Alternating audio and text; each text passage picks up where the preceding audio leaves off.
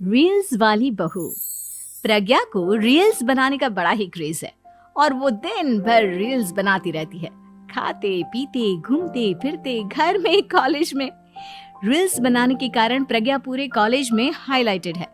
जहां उसकी रील्स सभी को पसंद आते हैं, वहीं मनीषा चिंता में डूबी रहती है। एक रोज जब खाते हुए प्रज्ञा रील्स बना रही होती है, तब मनीषा कहती है, एक मिनट भी चैन नहीं है इस लड़की को।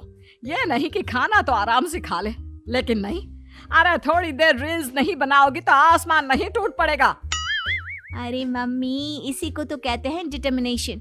तुम नहीं समझोगी ये सब। भगवान, इस लड़की को सद्बुद्धि दे। जब देखो तब टेढ़ा बाका मुंह बनाती रहती है। मनीषा की बात का प्रज्ञा पर जरा भी असर नहीं होता और वो खाते खाते रील्स बनाती रहती है। दिन बीतने लगते हैं और देखते देखते प्रज्ञा का कॉलेज भी खत्म हो जाता है। आए दिन कोई ना कोई मनीषा को प्रज्ञा की शादी करवाने का सुझाव दे जाता है। सब ठीक ही कहते हैं, प्रज्ञा की शादी कर देनी चाहिए। अपने घर के काम काज में व्यस्त हो जाएगी तो खुद ही ये रील्स और नाच गाना बंद हो जाएगा। मनीषा और प्रेम प्रज्ञा के लिए एक अच्छा लड़का ढूंढने लगते हैं और तभी विकी का रिश्ता प्रज्ञा के लिए आता है, जिसने प्रज्ञा को उसकी रील्स देखकर पसंद कर लिया था। अगले दिन विकी अपने माता पिता के साथ प्रज्ञा के घर पहुंच जाता है और प्रज्ञा साड़ी पहने हाथों में चाय की ट्रे लिए उनके सामने आती है। जब विकी को पसंद है तो हमें भी बहू पसंद है। बहन जी, आप बारात की तैयारी कीजिए। एक बार लड़का लड़की अकेले में बात कर ले तो अच्छा रहेगा। हाँ हाँ, क्यों नहीं।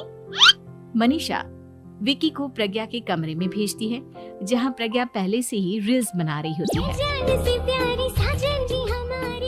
तभी विकी कहता है, आ गए आपके साजन जी। हमारे साथ ये रील्स कंप्लीट करती तो और भी अच्छा रहता। अच्छा जी, अब आ ही गए हैं तो बना ही लेती हूँ आपके साथ।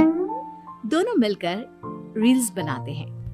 जब वी मीट और तुरंत पोस्ट भी कर देते हैं। फिर विकी कहता है, जब आप साड़ी में चाय लेकर आए तब मुझे लगा कि कहीं मैं गलत घर में तो नहीं आ गया।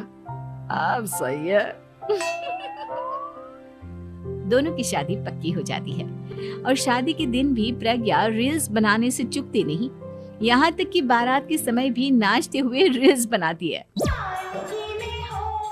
सभी लोग प्रज्ञा की तारीफ के पुल बांध देते हैं और प्रज्ञा नाचती गाती अपने ससुराल चली जाती है। सब कुछ अच्छा चल रहा होता है। प्रज्ञा यहाँ भी दिन भर हर चीज की रील्स बनाती रहती है। लेकिन कुछ दिनों के बाद जब सुनीता कहती है, बहू, ये रील्स के साथ साथ कुछ काम भी कर लिया करो। वैसे तुझे और क्या क्या बनाना आता है? मम्मी जी, वैसे तो सब कहते हैं कि मैं सब कुछ अच्छा बनाती हूँ, लेकिन मुझे लगता है कि मैं मैगी अच्छा बना लेती हूँ। हाँ, कॉफी भी अच्छा बना लेती हूँ और मुंह तो सबसे अच्छा बना लेती हूँ। हैं? अच्छा अच्छा। सुनीता अपना माथा पकड़ लेती है और कहती है, बहू, कुछ खाना बनाना भी सीख लेती। मम्मी जी, मैं लंबी प्लानिंग कर रही हूँ। जल्दी ही मैं इतनी फेमस हो जाऊंगी कि मुझे पैसे मिलने लगेंगे। हम दोनों सास बहू राज करेंगे, राज। नौकर काम करेंगी और लोगों की तो लाइन लगेगी हमसे मिलने के लिए। तेरा दिमाग खराब हो गया है क्या बहू? हंसी मजाक तक ठीक है, लेकिन इस तरह घर नहीं चलते। जितना जल्दी हो इस घर के तौर तरीकों को सीख लो। प्रज्ञा मुंह घुमाकर चली जाती है और तुरंत उसी वक्त एक रील बनाती है।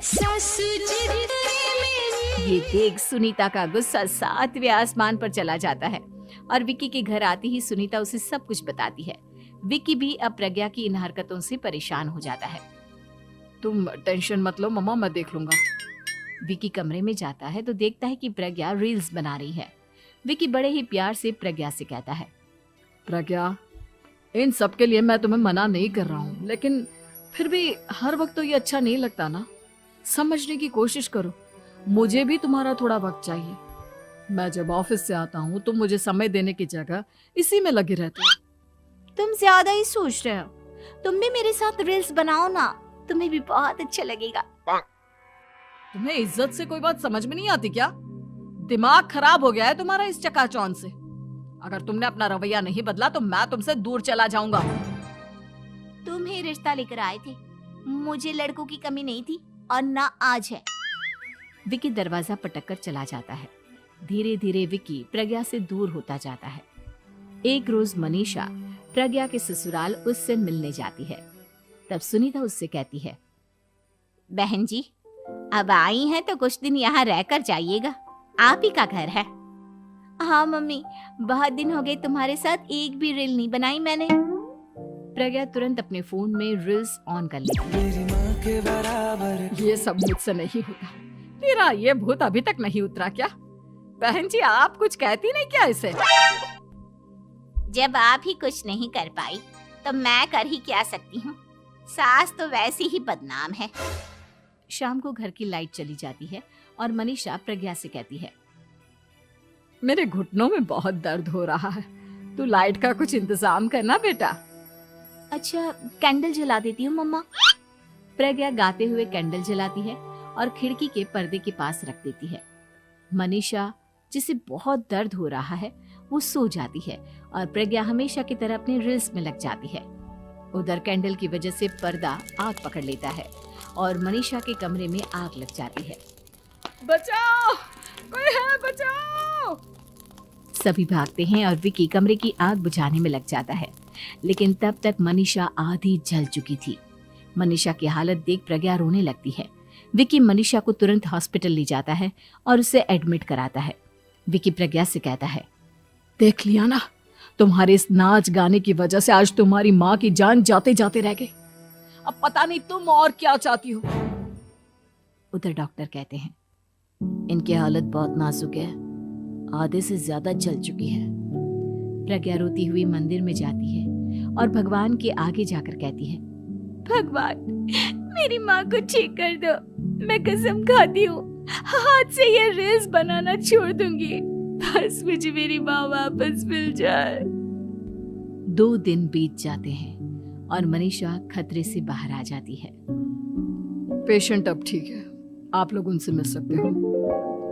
सब कोई मनीषा से मिलता है और प्रज्ञा सबके सामने अपना फोन तोड़ देती है। मुझे माफ कर दो मम्मा, मैंने तुम लोगों की बातों को नजरअंदाज किया। बेटा, कोई भी चीज जरूरत से ज्यादा खराब है। मैंने तुम्हें रील्स बनाने से कभी मना नहीं किया, लेकिन हर वक्त एक ही चीज तो सही नहीं है। मैं समझ गई हूँ मम्मा, आई एम सॉरी। प्रज्ञा उस दिन से रील्स बनाना छोड़ देती है और पूरी तरह से अपने घर में लग जाती है।